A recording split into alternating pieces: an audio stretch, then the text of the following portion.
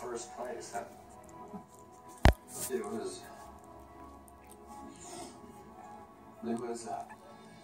was the happiest moment of my life. I was at a high point, and then Leo changed my life. With the blink of an eye, it was gone.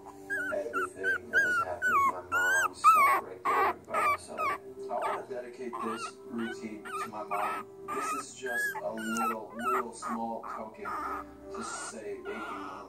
Thanks for being here. For the world to see Ryan as he really is, and not for the one mistake he made.